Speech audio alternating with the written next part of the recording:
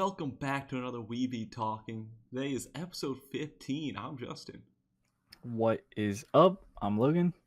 And together we're Couch Talk. So, yeah, let's just go ahead and start talking about anime. So, Crunch, yeah, we ain't introducing anything with going in. So, Crunchyroll released like the most popular fall anime by state, country. Let's say America is definitely Goblin Slayer, like They are throughout. on the Goblin Slayer hype train. The whole chart was Goblin. Literally every state Yeah, every was state Goblin Slayer. loves Goblin Slayer. We are in it. Europe is kind of like no. Canada has Goblin Slayer. All right, what's funny about Canada? All the ones that connect to the U.S. are Goblin Slayer, basically. And then you got like Sword Art and JoJo Bizarre in there. South America was, you got Goblin Slayer and the big ones, and then you got like a few Sword Art, Zombieland Saga, and a couple. And then that time I got reincarnated as a slime. Europe's where it's just every anime's in there somewhere. JoJo Bizarre is definitely the main one in Europe by far. I think it's JoJo by far, and then it's got like a little bit of that time I got reincarnated into the slime, and then it's probably like Goblin Slayer after that. Australia, all Goblin Slayer. So Goblin Slayer is definitely the top. Now, Middle East and North Africa, which is a weird, I guess, region that they got in here. It's that time I got reincarnated as a slime, JoJo, and then Conception somehow made it in there. It's the only place that has Conception on the list. It was not an anime that appealed to me, but all aboard the Goblin Slayer hype train. Yeah, and we also got a popularity ranking in Japan from Tacoma Research. So they had a survey of 82,277 people, 59,000 men and 23,500 women. So the time I got reincarnated as a slime is number 1 in Japan. Number 2 is Sword Art Online. 3 is Goblin Slayer. And then 4 is Rascal Does Not Dream of Bunny Girl Senpai. Isn't that the show about the... I think I've heard of that show. I've heard it's actually pretty good. But maybe I'm thinking of something else. No, it's at the... if you go to like the seasonal anime on my anime list, it's third by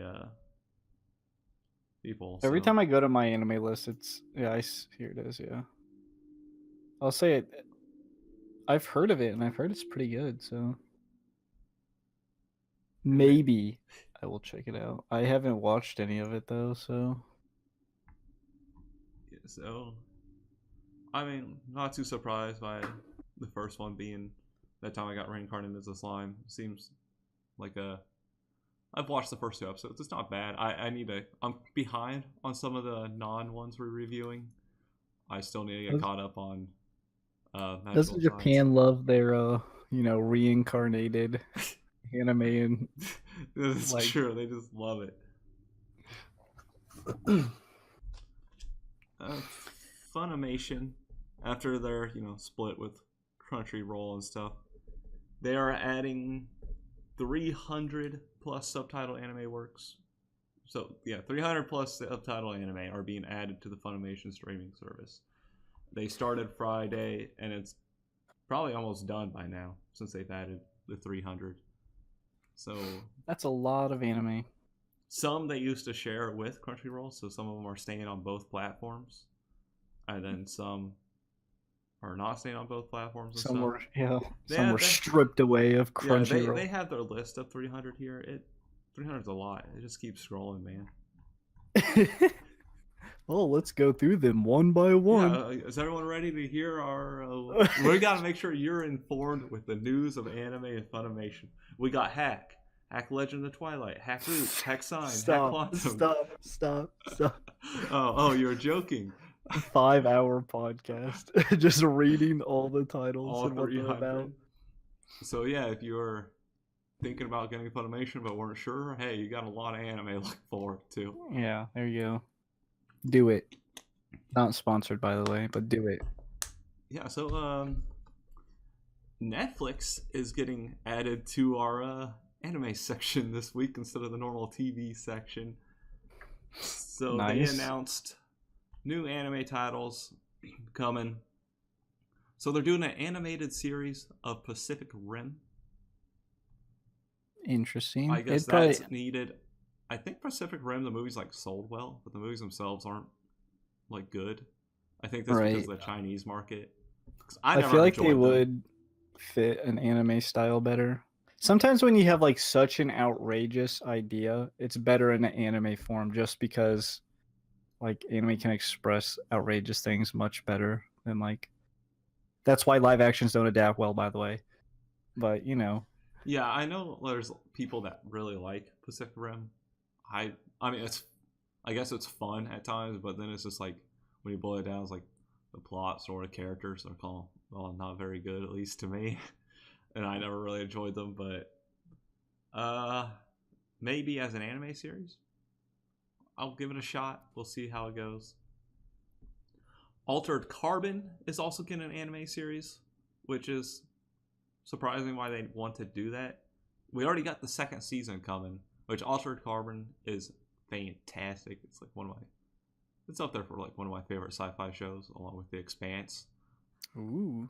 But I guess now we're instead of going from anime to live action, we're going live action anime. This is one of the ones I don't think needs it, but we'll see how that goes. We got Kagaster of an Insect Cage. I don't know what that is. Set in a post-apocalyptic world where a mysterious disease, Kagaster, turns people into giant murderous insects. Oh. This manga-based series follows the struggle of a young couple to stay alive. We got Yasuke. In a war-torn feudal Japan of mechs and magic, a retired ronin must take up a sword when he is charged with the task of transporting a mysterious child who dark forces want to eliminate. Mechs and magic? Yes. Oh, baby. And a retired ronin who takes up a sword to fight mechs. Okay, so you have an old samurai fighting mechs with some magic somewhere. I don't know where the magic's gonna come in, but... And then the last one is Trece, set in a Manila where the mythical creatures of the Philippine folklore live in hiding amongst humans. Alexandra finds herself going head-to-head with a criminal underworld comprised of the malevolent supernatural beings. It's based on a Philippine graphic novel. Interesting. That isn't, yeah. Philippine graphic novel. Yeah. I don't know too many graphic novels personally. I know the... I don't either. Probably the one you just mentioned. Well, the big one is the... why can't I think of what it's called? It was it was made into a movie here. The oh man, I can't think of it for some reason. It was pretty big. Whatever, who cares? Somebody will mention it. Call me an idiot for not being able to remember the name of it. Let's just jump into other stuff. So the Black Lagoon writer, manga writer, is going to launch a new manga next spring. They revealed that, titled 341 Sentodon, means combat team, in the spring. So I know Black Lagoon's pretty popular. It's also one I have yet to watch. I can see the character and be like, they're from Black Lagoon. That's about as much. Like, a very recognizable character. Right, I know the characters, but I haven't seen it either. Nor do I really know what it's about. But, you know. We always talk about that ever-growing list of things to watch. It's been on my list. It's sitting on my list. I've gone over it multiple times, being like, I should probably watch this one. And then the next thing I know, I'm watching something else. I feel like a lot of people had that problem. Where you're like, I should probably get around to watching something. and then you end up watching something else. That's what happens when there's so much coming out. Right. Just more stuff catch your interest. Like, oh shit, that looks super cool. Exactly. Fruits Delivery Service manga is getting a live-action TV series. It will premiere in January. It will run for one core. So I don't know what Fruits Delivery Service is. Looks weird. Every time I see it, whenever I see the word fruit, I always go straight to Fruits Basket, but I don't know if this is within the same writer or anything, or just completely different. The art style looks different, but so yeah, more live actions, because Japan loves their live actions for some reason. Someone does. I don't know. I don't. I'll say that. Every time live action comes up, I think I always express how I don't like them. But yeah, live actions.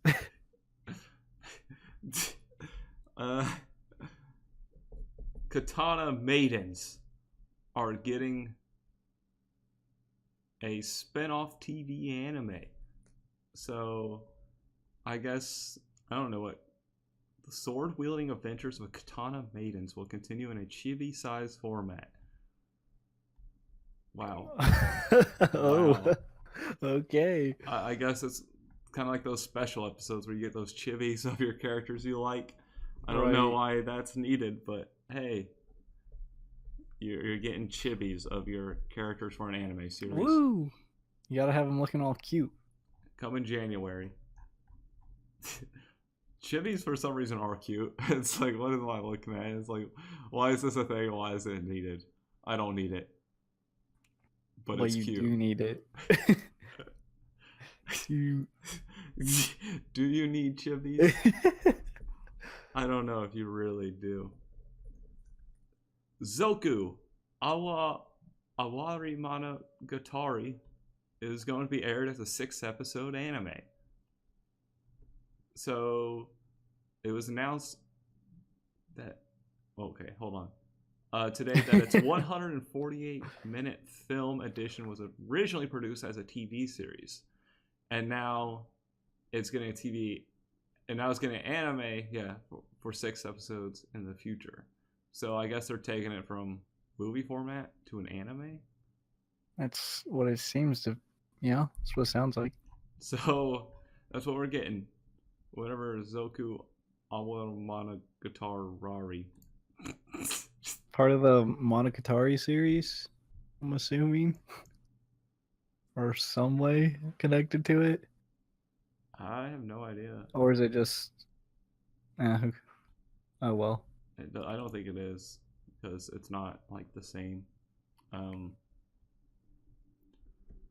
We got Tsukiuta getting a 2nd season. Finally got greenlit for a 2nd season. Anyone waiting for that? Tsukiuta. Confirmed. So getting its 2nd season is now in the works. No time frame on when that will be coming. It was 1st season was by Studio Period. 13 episodes. Looks like another one of those kind of like music ones. Huh. A lot of anime coming out here and there.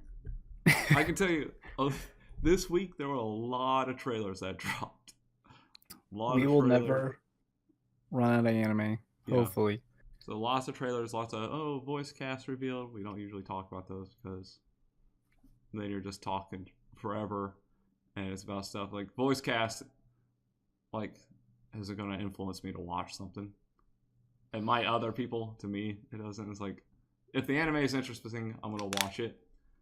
Right. Having a well-known voice cast would be like, oh, that's cool. Like, as an addition, you know?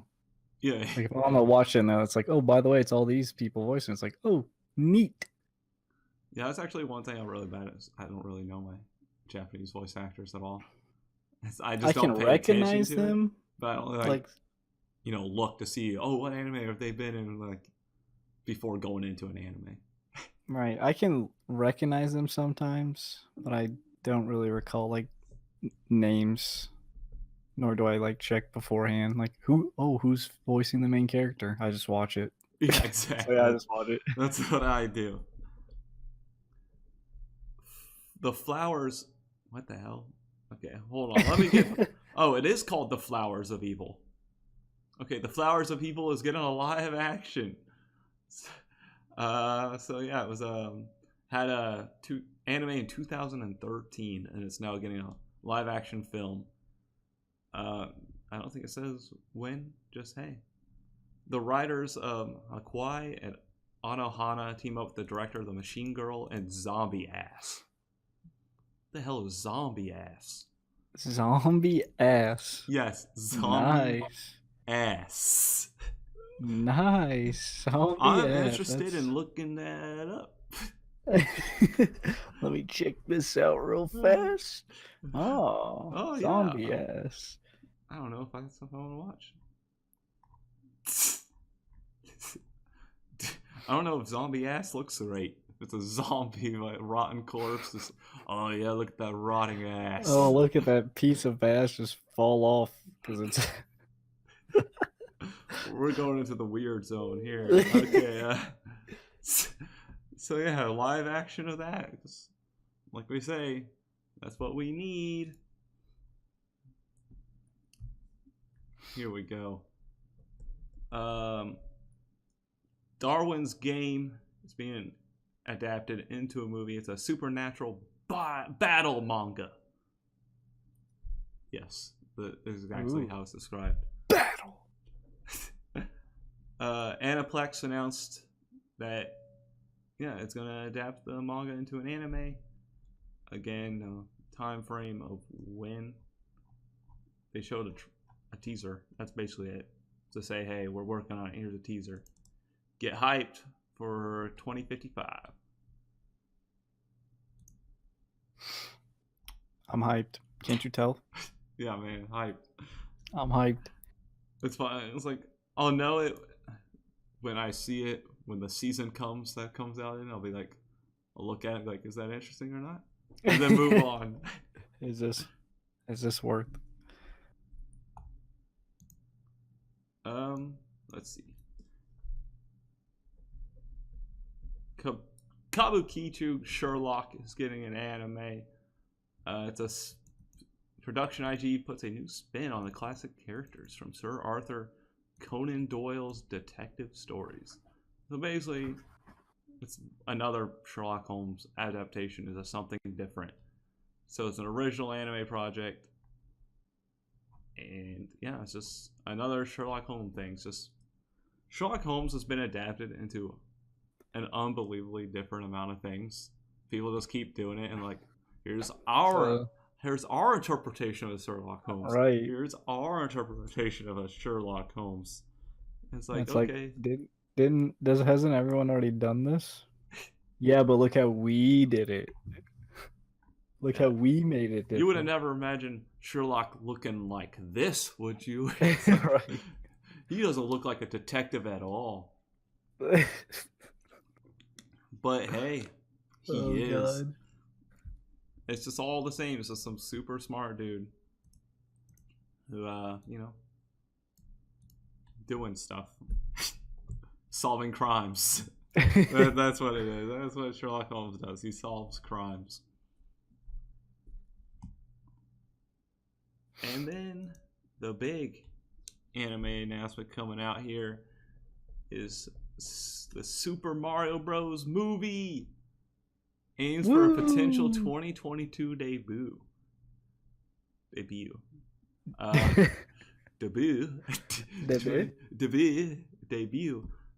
So yeah, according to an inside scoop at Variety, the movie is now in a priority development with the possibility of hitting theaters by 2022. So, is it just gonna be a movie, you said? Yeah. Trying to think how it'd just be like, the first level of Mario Bros. Hopefully not like the Super Mario Bros. Movie we got back in what, 93?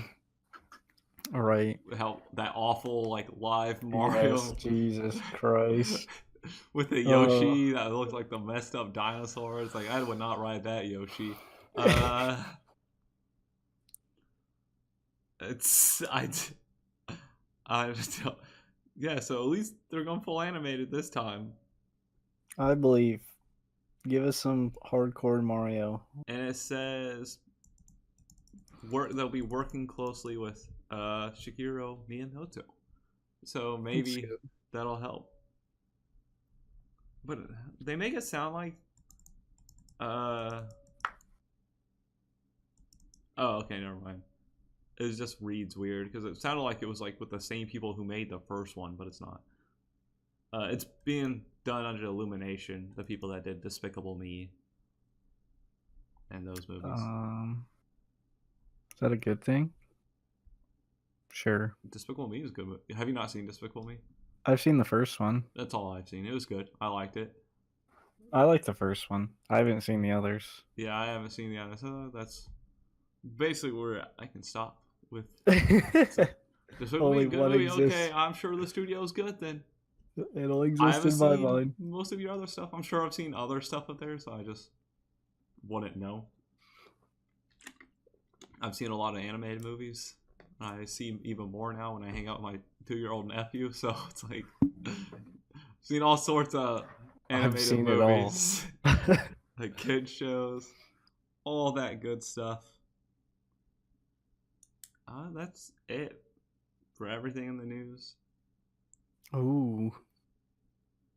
Anyways, just, look at all these announcements we got, guys. Or look at all these new anime coming out, guys. Yeah, really it's just those. A lot of trailers, teasers. It's like, oh, wait, they released a poster teaser. It's like, I'm not going to discuss, like, this is what the poster looks like.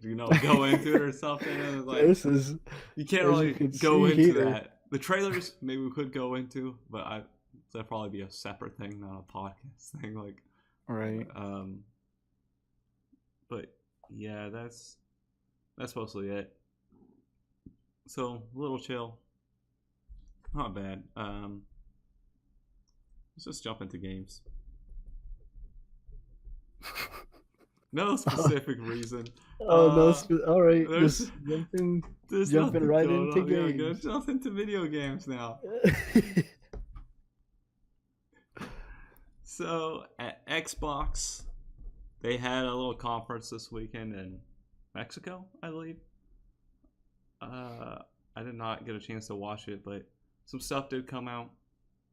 So they did confirm that they were buying Obsidian Entertainment, the people behind Fallout New Vegas, and then they also bought In Exile, who was behind the Wasteland franchise and Torment Tides of Numenera. I have not heard either of those. I haven't either. I've played a lot of games. I don't know what the Wasteland franchise is. Apparently it's a franchise, but I don't know. I feel like I might have heard of it. Maybe.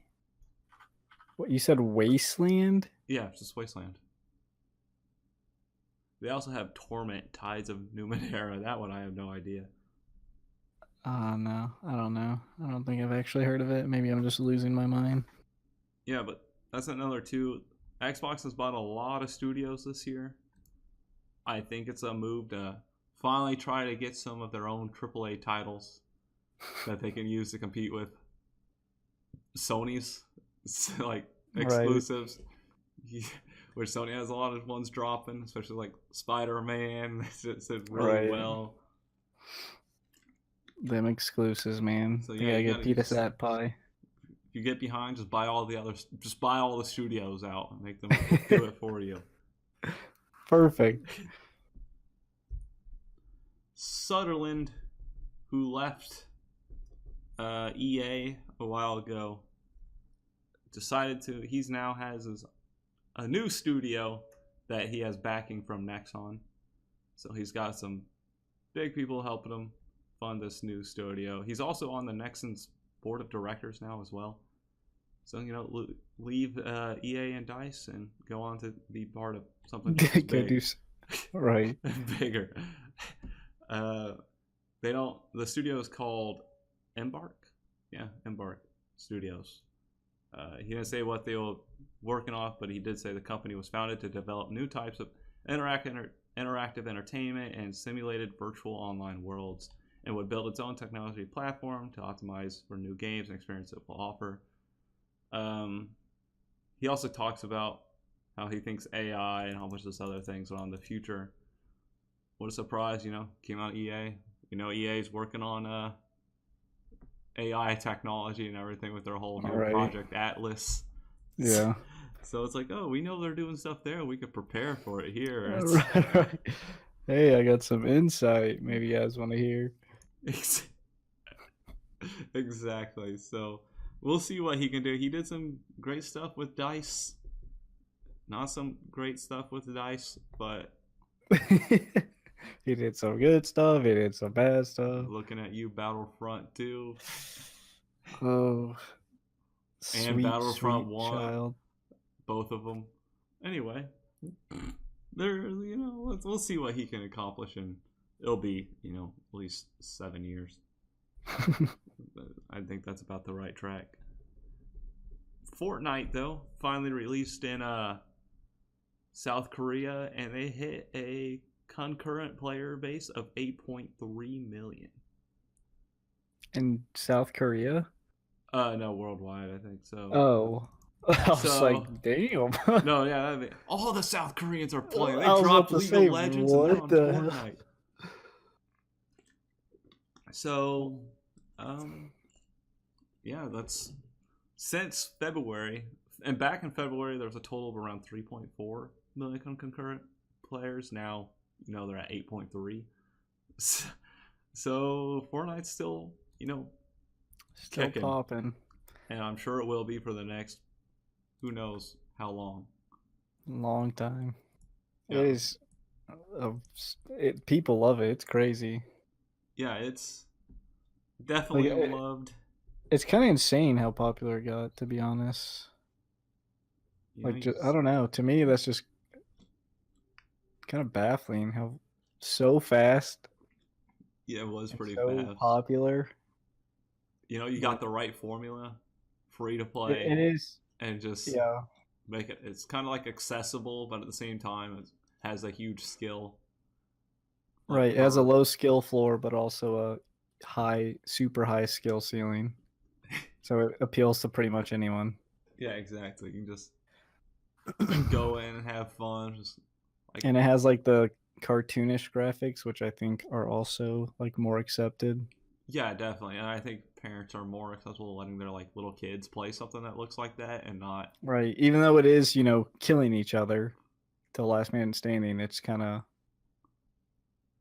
It's not like you're shooting someone and blood's gushing, gore, you're chopping off like Gears of War or something where you're just chainsawing them, and it's like, okay, I probably shouldn't have let my 6-year-old play that.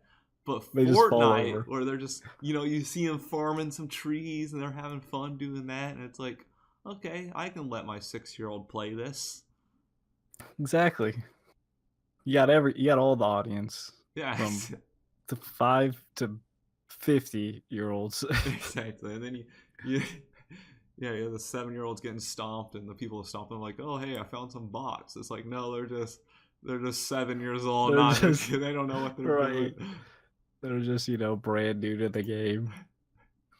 It's poor kids. You gotta be saved from Fortnite. Activision. So Activision mentioned they were disappointed with the sales with Destiny 2. So, but though the game's actually had a really good. So Activision itself isn't happy with the way Destiny 2 has been performing, but Bungie itself is happy with how it's been performing, and the player base has, they're really strong right now. They love the game. They think it's at the best point it's ever been at. But, Bungie's had the problems with both these where it takes a couple years after release before it gets to that good point. It starts out awful, and then they got to make it good, pretty much. Yeah, exactly. But I never jumped in Destiny 2. I played the first one. Kind of disappointed with it. That's enough to keep me out of the second one. uh, and you know they've had DLC and their stuff, so but Activision itself was they're kind of you know they didn't do as good as they were expecting, and they're trying to come up with ways to. So their goal is to just make sure they pump out more microtransactions and Of DLC because you know that's how stockholders think. All right, they're like The money. audience is perfectly fine with the game right now, and then they're like, "No, we don't care because it's not hitting these ridiculous sales goals they have in their Right, mind." that's what I hate about. Like, obviously, sales are important, yeah, but they're like, oh, we're gonna ruin the integrity of the game because we want to meet these goals that we, you know, we're shit at setting anyway. Yeah, exactly. So you know, let's see how this goes once Activision stuff starts to jump in board, and you know, I wonder how much. I don't know. Maybe you just sometimes you gotta try trusting Bungie or not because they did take a while to get the game to be at a good state with both of them. True. They Yeah. repeated the same mistakes with the second one as they did the first, but they were able Nice. to. They kept their main player base, so as long as you have your main player base that stays and sticks with it, usually that can draw in new people, and it has. It's been doing all right. So, and its new DLC that released not too long ago brought in a whole bunch of players again. So it's not the worst place. Yeah, it could be, you know, dead game. Yeah, could be a dead game. Dead game status. But what's not dead is Red Dead Redemption 2. Oh my god. These You set me up. These saying I honestly did not even know. I'm gonna be real. I did not even know, but So yeah, Red Dead 2 broke several records. So its opening weekend, the first 3 days, sold $725 million worth of copies. But behind Grand Theft Auto 5, which sold $1 billion worth of copies in its first 3 days. So some of these can get a little confusing if they talk about that.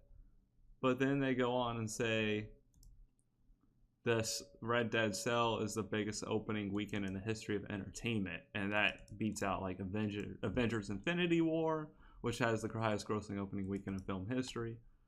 But so that's weird. How can they say that and talk about Grand Theft Auto 5? How was Grand Theft Auto 5 not? Oh, Grand Theft Auto 5 wasn't over a weekend. Okay, it launched on a Tuesday.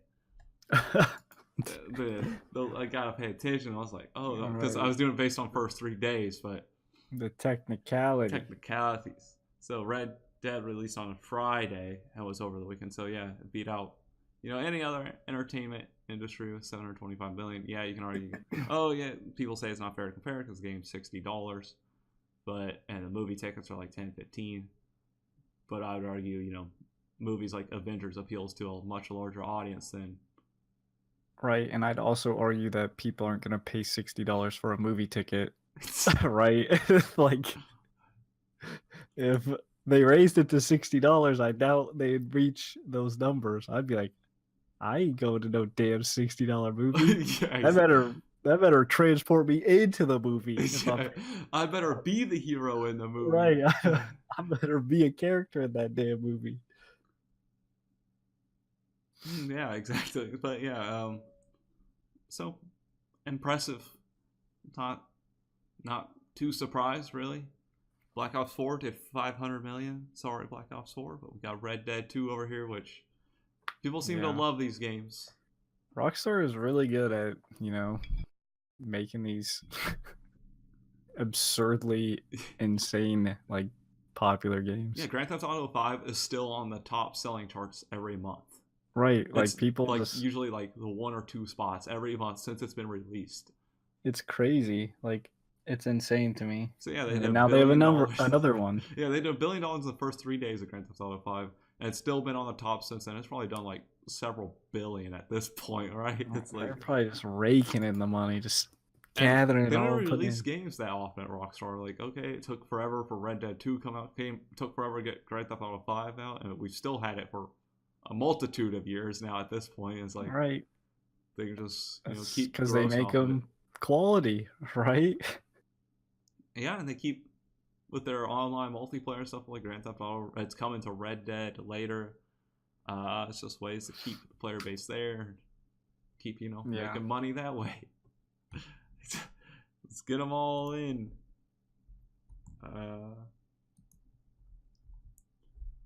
NIS America says goodbye to Vita. So their final 3 titles are being released to Vita. NIS America is a great publisher. Most of their stuff I play on 3DS, and a lot of their games are very solid. So the final 3 games are gearing up for physical launch on March 19th. The Lost Child, which I don't think Lost Child's been on a couple things, I'm pretty sure, because I looked at it the other day. This is now coming to Vita. It's not supposed to be mediocre or something like that. Then you got Penny Punching Princess. Penny Punching Princess. That sounds like a back in the crusty corner of an arcade game. Like, it's not only money that does all the talking. Fists also make for a good negotiator. Punch, trap, and bribe your way to a victory as the titular princess, and find out how money came to be king in this domain. What a quality sounding game. Right. Perfect. And really speaks to me. I'm gonna get it.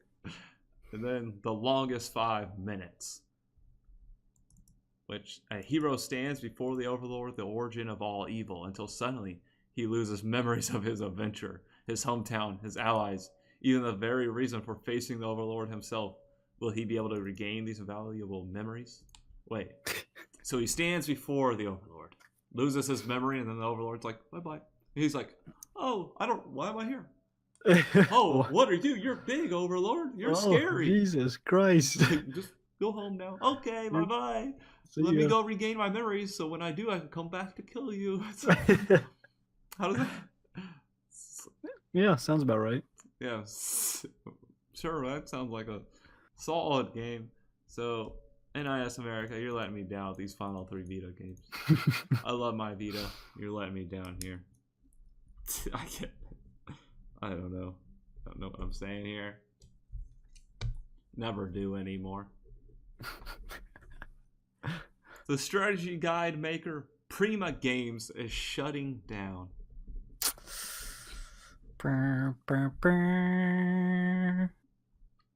Sorry. That's no, they deserve it, man.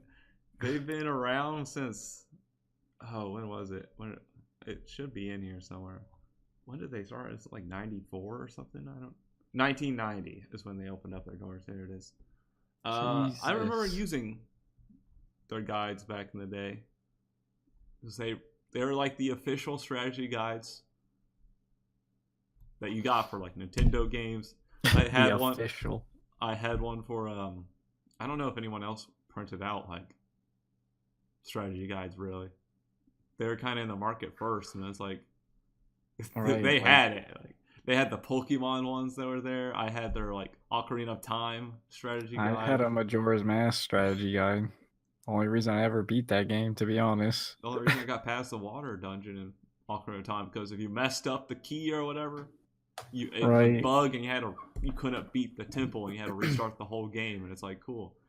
Same with the mask on Majora's Mask. There's literally like paragraphs you have to follow in the strategy guide. It's like, gee, how would you do this without the strategy guide? I'd still need a strategy guide to get them. Like, yeah, exactly. But yeah, once the internet came around, I'm surprised they lasted this long. In all honesty. Yeah. For considering you could literally find anything on YouTube like in an instant, right? Yeah, like people would have videos. I even use I still use like Game Facts for walkthroughs here and there, for certain games because like, YouTube's not gonna do it like the way you need it. At least for like Fire Emblem games, it's much easier to do it through a walkthrough. But yeah, you can get walkthroughs even on like Steam if you're playing a PC game. You just go straight to the Steam page for it, and you can find walkthroughs for it or whatever. It's like So the fact that they made it this long is impressive, but I guess they just didn't jump on. Maybe they jumped on the online stuff. I don't know. I would assume they would have to if they lasted this long. They would have had to do something to exist, Yeah, right? but nobody's buying physical strategy guides anymore. Nah, I haven't bought no. one since I was a kid. I Right. think the last one I had was like Mario Sunshine. And that was quite a long time ago. Yeah, so I'm pretty sure I don't remember actually even having that many. I just know I had Ocarina of Time, Mario Sunshine, maybe a Pokemon one or two. I still have them. They're back in my room at my parents' place, but they're there. I can use them if I ever need to. If I ever, am playing this specific game and I'm feeling nostalgic, I'll bring out the strategy. Right. So besides Majora's Mask, do you have any other strategy I think guides? literally Majora's Mask was the only one I had that I can remember, at least. It's the one I clearly used the most, but I don't think I had another one. Yeah, I know I've used other strategy guides, but that was when I was sitting at like Target and you could just grab it off the shelf and read it. You're like, I think I did that with Paper Mario, because Paper Mario is actually kind of a difficult game, especially when you're 8 or 9. And I'm like, oh, how do I get past this? And, you go to the store and you'd see strategy guide, best, and you're like, you grab it, you like try and speed read it. You're like, I gotta learn, I gotta know. Mom, wait! I don't want to leave. Let me you try to remember this. everything. Yeah, you get home. Yeah, you couldn't take a picture of it. You had to just, You had to read it, memorize, and be like, all right, when I get home, I'm instantly doing this before I forget. Right, exactly. You're like, oh, if there's one that you like convince yourself which one's the most important thing to remember, and you like repeat it to yourself all the way home because I need to know. Sometimes it's a Game Boy game, you're like playing it in the store, and you're like reading through the strategy guide, you're like, let's go. Actually, I don't think I ever played it in the store because parents would always be like, all right, we're here, put away your Game Boy. It's like, I gotta get to a save. Let me save. Man, they just brought up so many times. Let me save. Just save it already. I can't. I'm in a battle. Pokemon was always the worst. It was, dude. If you're in a battle. So many times where I was like, can I leave it on and have it not die? Dude, for real. You're like, do I take the risk of, I guess you're losing the save anyway, so might as well. Do I take the risk of me not being able to play it when we get back to the car? Dude, it's games with like save points. Those were always the worst. So it's like I have to get to the save point. I'm not going to bed, Mom. I'm not going to bed. Leave me alone. Let's jump into more Nintendo. So, they got into some controversy with Game & Watch for Super Smash Bros. Ultimate for racism, because Game & Watch, when he did his little torch move, they made an ode to his original game back in 1982, where when so basically when he attacked with his torch or whatever, he would get like I'm doing like hand stuff to you, people will see this, but like a feather headdress basically to say he's a Native American. And in the 1982 game, Game & Watch Fire Attack, where players are cowboys warding off Native Americans that set fire to his fort. Basically, it's an ode to an old game, and apparently wearing, I guess, a headdress is considered super offensive and racist. I don't know why. I guess I don't know, especially if it's like a character that's not even like. It's not even like part of a culture, like the character. It's literally just like an all black. It looks like a shadow. If you look at like USR Game & Watch is literally just like a. I don't know if it's because he's using a torch that makes it racist. Like, is that maybe if he's using a bow and arrow and had a headdress or something. I don't know. Like, I couldn't tell you. But it wasn't like, I don't know. It was just a few people jumped on it. Other people were like, it's just the same thing. Like some person said, I'm part Native American and I find this super offensive, and other people are like, well, I'm also Native American. I don't find this offensive at all, but And the those, minority with the voice always wins, right? And it's right, and people be like, well, I don't care. It offends other people, so I don't care about your opinion. It's like, okay. I just don't like and this. it's like no matter what you do, you're gonna offend somebody. So it's like sometimes it's an ode to your old game. At least like it's just a reference to stuff you've done before. Like Right, it's always people that don't even care about the thing that get offended. yeah, Like none of those people are gonna it play. lasts for like half a frame when you're using the move, so it's not like It's insane. But so yeah, they're gonna patch it for after game release or maybe day one patch or something, but they can't really do it now, so they'll have a patch ready for it when the game comes out. So we'll see. I don't know if they needed to go and cater to these few or whatever. It's just they had a loud voice. Everything's considered offensive these days. It's kind of getting ridiculous. In all honesty, kind of super annoying. Yeah, I don't know how. I guess you could explain to me. I don't know. I read some of those posts of why it's considered offensive. I still didn't get it. But I don't know. I just don't like offensive culture that we're part of. Literally anything you have to. If you do something wrong, you'll get people that just complain. It's like, all right, shut up, please. It's like you just need to chill out, people. Not everything's made to offend you. Like right. It's not like people. Do they like really think like, oh, these developers are putting in these secret messages to make me mad, and I caught them? So it's like, what? Calm down. It's just like a whatever. It's like those stories like video games are making my kid a Nazi.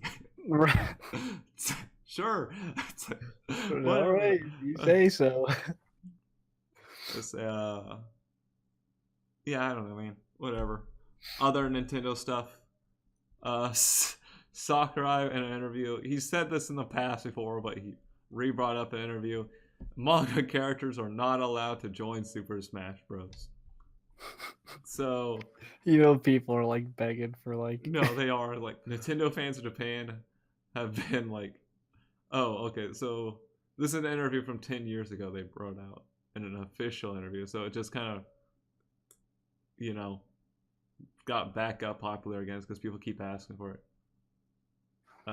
He mentioned again. So 10 years ago he said something and he said it again. Basically like, we cannot accept characters from other companies. We cannot, under any circumstances, take in anything and everything under the sky. That's because Smash Bros. Is a game that requires everyone's cooperation. Basically, like, it is impossible for them. It's like, there's too much business deals you have to go through. Right. He's like, stop. I'm not putting Goku in Smash Bros. Leave me alone. It's like, it doesn't even like, it's like, stop asking for manga characters. Clearly, they're pulling like Nintendo characters, or sometimes they grab like a character here and there that kind of makes sense. Like, it's not like just willy nilly. Like, Snake kind of made sense at that time that they did it. And there's not really too many characters that they're pulling out from other places. Mostly just Nintendo property. Right. It's not like they're whatever. I don't know. People just want literally every character. Except if it's Piranha Plant. Dude, Piranha Plant looks legit, though. Dude, I'm hyped. I'm hyped. It's Waluigi that doesn't get any love. That's true. Sad boys. Rest in peace, Waluigi. No one likes him. He's dumb anyway. Okay, you take that back. Final Fantasy 15 had 3 of its 4 last remaining DLC canceled. Damn. So the first one that gets released, it will be getting released, but the other 3, Ariana, Luna, and Noctis were all canceled. Yeah, so Arden will be out in March 2019.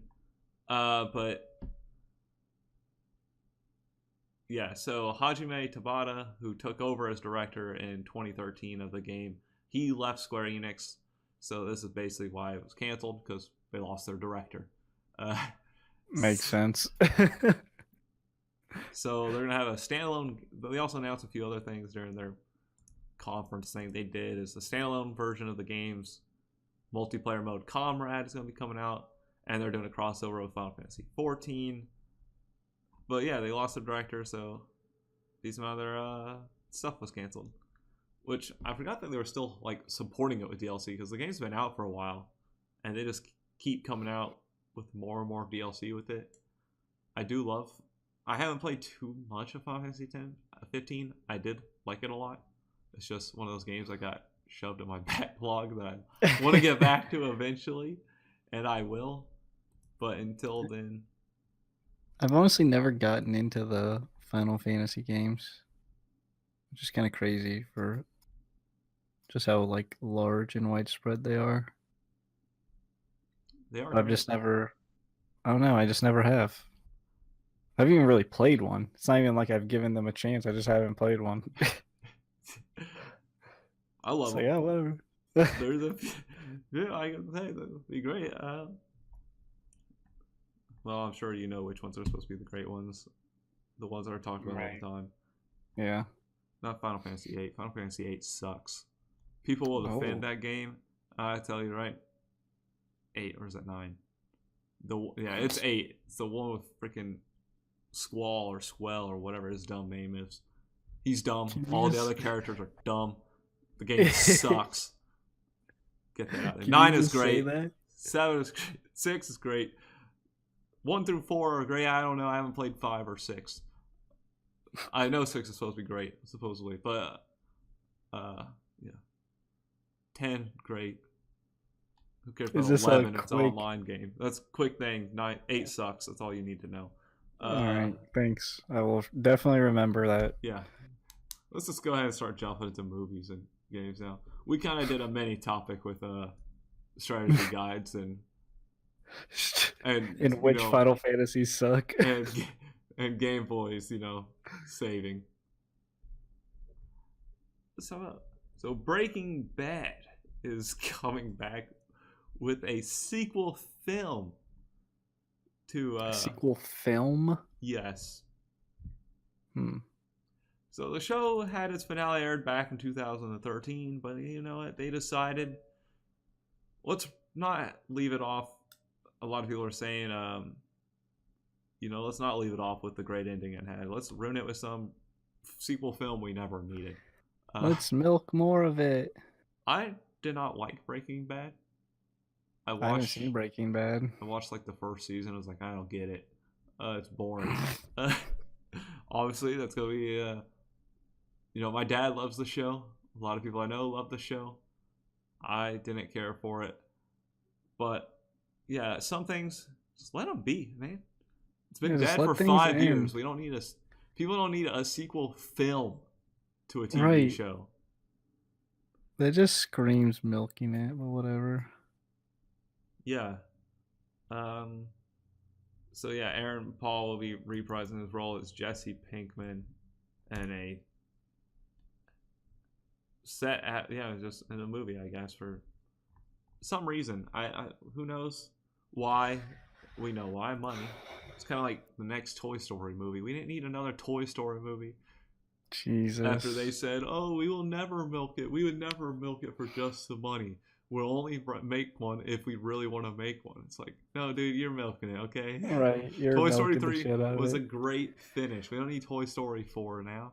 Will I gladly watch it and possibly love it? Yes. Yes, I will. But my point will still be we didn't need it. Right. Of course. Let's get into the fun stuff here. So, back into Netflix. This time not anime. Man, Netflix is everywhere. They're getting sued for $150 million by the Satanic Temple. So the Satanic Temple is suing Netflix for using a statue of a demon god in The Chilling Adventure of Sabrina. So that's it. They showed. So I guess I don't know if you saw that Netflix rebooted Sabrina, the witch or whatever. All right. But yeah, they rebooted it and they used the statue of their satanic god, I guess. or They're their suing demon Netflix. god. They're getting sued for it. Jesus Christ. Can you own the rights to your religious god? Like, if I were to use Jesus, could the Pope sue me? The Pope breaks down your door. Give me your money for using my Lord and Savior. Yeah, so That apparently just sounds like they apparently copyrighted their demon god. Is that a thing? If you have a religion, can you copyright your religion and trademark it? That doesn't seem like a very religious thing to do, right? Right, but can you? Because you can't really prove like your demon god looks like that, right? You could just say it does. But then Netflix is. What if Netflix is like, well, this happens to be the twin of the demon god? Well, that's the problem. Like, the center of the controversy is Baphomet, the goat-headed deity. So very common. Everyone knows that goat-headed thing. So yeah, produced 150 million. It just sounds like a troll. It's like, all right, go away, guys. Yeah, funny joke. Here's the thing: the lawsuit claims the show statue is similar to the Satanic Temple's real-life Baphomet monument, which was made famous by an Indiegogo campaign in 2014. Wow. Incredible. Wow. So we're gonna sue them. I guess that's a thing you can do. They made something that looks like who cares what it looks like? You guys copied it's not like your thing's original. Fucking Satan's coming for me after this, but you look unoriginal. Jeez. Oh my god. All right, here we are. The Satanic, because the statues feature prominently in the show, the Satanic Temple claims its members are being associated with the evil antagonist depicted in the series. The characters of the show who worship the Dark Lord, or Satan, engage in cannibalism, necromancy, murder, and torture, and among other nefarious activities. The Satanic Temple, on the other hand, does not promote evil, and instead holds to the basic principle that undue suffering is bad, and which reduces suffering is good. So, my God. It held Satan as the rebel against God's authority rather than an evil being. Oh, your show made us look evil. Oh. How dare ye? How dare ye? People are just, I don't know, dude. That feels like just a joke, like a joke headline, you know? Like that's from like The Onion or something. That comes. It'd be like Satanic Group mad. Netflix used stats or whatever to make them look bad. Or so it's like, oh yeah, the people who worship Satan look bad because of Netflix. It seems like something they're doing to get attention. Like, oh hey guys, don't forget we exist. Right. We need more members. Come join the Satanic Temple. Exactly. Come join us. We are not evil. I mean, technically they're not, I guess, but hey. Okay, so Disney. Let's talk about Disney. So this week they confirmed their streaming service will be called Disney Plus. They're gonna have a whole bunch of stuff on it. It'll carry like Marvel, Star Wars, National Geographic, Pixar, ESPN Plus, and all that stuff will be part of the service. But the interesting part is because it's Hulu. So once their buyout with Fox is complete, they will become the majority stakeholder in Hulu with 60%. So right now, Disney owns it. I didn't even know they co-owned Hulu, to be honest. I didn't either. But they do with 21st Century Fox, AT&T, and Comcast, which also is, and NBC Universal and stuff like that. So, but when they buy out Fox, they will have 60% of Hulu.